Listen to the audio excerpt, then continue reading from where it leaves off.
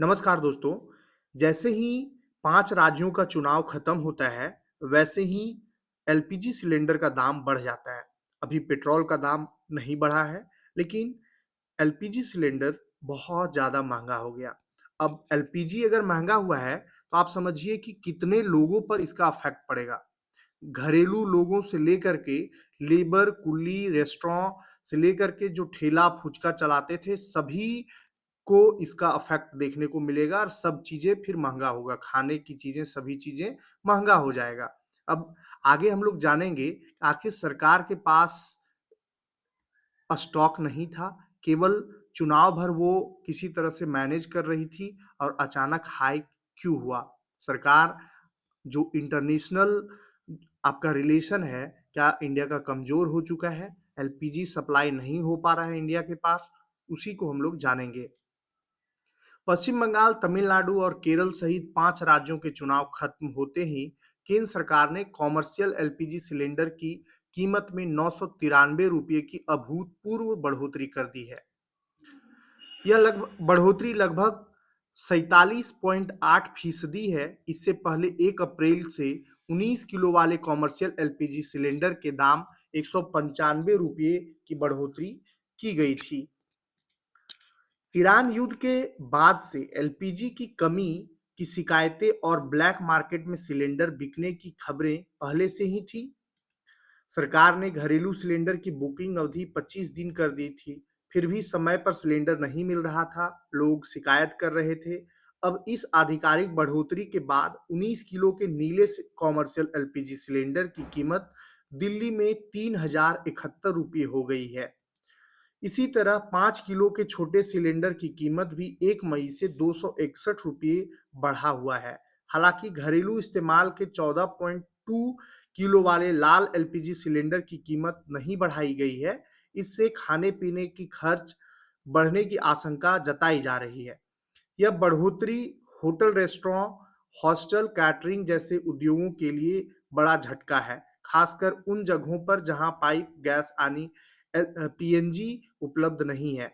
वहां ऐसे उद्योगों की कीमत में बढ़ोतरी की आशंका है।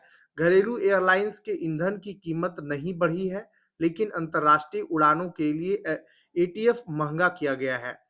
यह बढ़ोतरी होटल, रेस्टोरेंट, हॉस्टल, कैटरिंग जैसे उद्योगों के लिए बड़ा झटका है, खासकर उन जगहों पर जहां पाइप गैस यानी पीएनजी उपलब्ध नहीं है। वहां ऐसे उद्योगों की लागत में बढ़ोतरी की आशंका है। अहमदाबाद के कैटरिंग व्यवसायी गोवर्धन भाई पुरोहित ने कहा, पहले से ही एलपीजी की भारी कमी थी, अब यह बढ़ोतरी चौंकाने वाला है। पहले खाने की लागत में करीब 30% हिस्सा ईंधन का होता था, अब यह और बढ़ जाएगा। उन्होंने बताया कि पहले शादी ब्याह में एक ही जगह खाना बनाकर परोसा जाता था, लेकिन अब हर जगह लाइव किचन का चलन है, जिससे हर डिश को गर्म करने के लिए लगातार गैस का इस्तेमाल करना पड़ता है।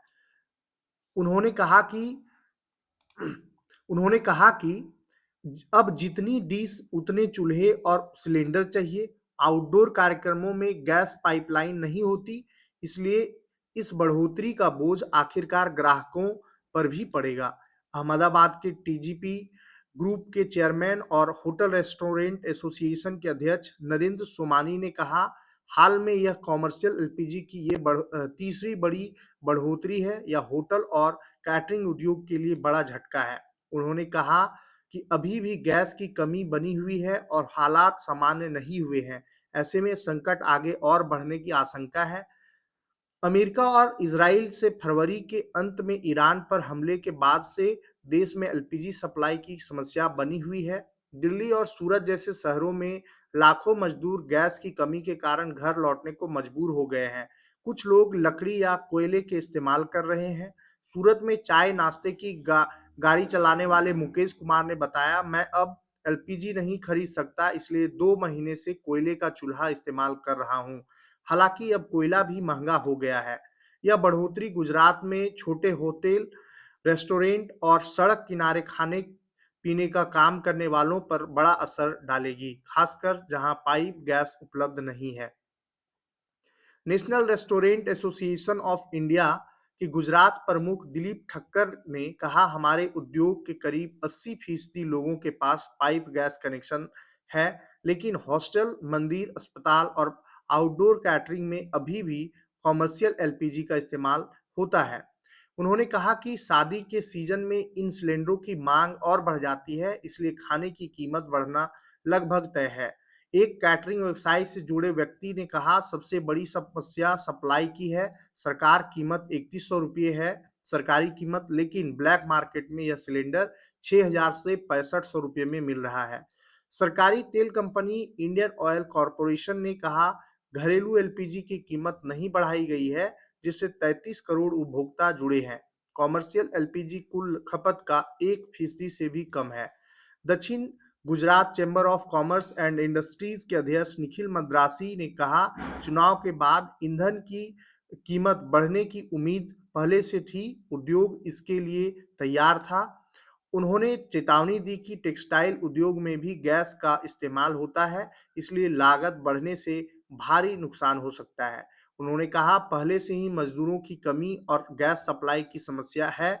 ऐसे में महंगी गैस के कारण कुछ उद्योग कर्ज चुकाने में भी डिफॉल्ट कर सकते हैं। कॉमर्शियल एलपीजी सिलेंडर की कीमतों में बढ़ोतरी के बाद केंद्रीय मंत्री प्रहलाद जोशी ने कहा है कि यह अंतर्राष्ट्रीय समस्या है। कीमतों में बढ़ोतरी के बाद Prahlad Joshi news agency ANI से कहा कि हमारी एलपीजी की 50% से ज्यादा जरूरत आयात पर निर्भर है। मुश्किलों के बावजूद मोदी सरकार ने पेट्रोल, डीजल, घरेलू एलपीजी और एलएनजी की कीमतें संभाल कर रखी हुई है। उन्होंने आगे कहा, लेकिन यह होना ही था क्योंकि कंपनियां बहुत नुकसान झेल रही थी, इसी वजह से ऐसा कीमतों में वृद्धि हुआ है। वहीं लोकसभा के नेता प्रतिपक्ष राहुल गांधी ने तंज कसते हुए एक्स पर पोस्ट लिखा, पहला वार गैस पर और अगला वार पेट्रोल पर होगा। डीएमके प्रवक्ता टीकेएस एलान गोवन ने कहा कि यह सरकार चुनाव खत्म होने का इंतजार कर रही थी। उन्होंने एलपीजी सिलेंडर की कीमतें बढ़ा दी है। इसका मतलब है कि ज्यादातर होटल बंद करने पड़ेंगे, क्योंकि वे कॉमर्शियल एलपीजी पर चल रहे हैं और उनके पास बंद करने के अलावा कोई दूसरा रास्ता नहीं है। उन्होंने कहा, सरकार रूस से कच्चे तेल की खरीद क्यों रोक रही है? यही वजह है कि ऐसी स्थिति पैदा हो रही है।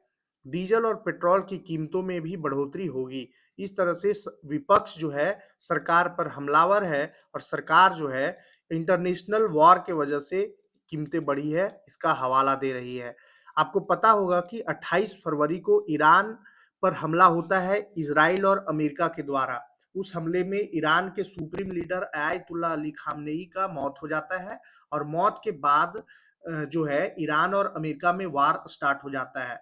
वार इस कदर स्टार्ट होता है कि स्ट्रेट ऑफ हॉर्मुज से आने वाले जितने भी जहाज हैं उसको रोक दिया जाता है ईरान के द्वारा, और रोकने के बाद पूरे वर्ल्ड में एलपीजी संकट गहरा जाता है, जिसका कारण ये हुआ कि भारत सरकार को भी एलपीजी के दाम बढ़ाना पड़ा। अब आगे अगर कंटिन्यू ये वार रहता है तो इसमें कोई दो राय नहीं कि तेल की कीमतें भी बढ़ेंगी। धन्यवाद।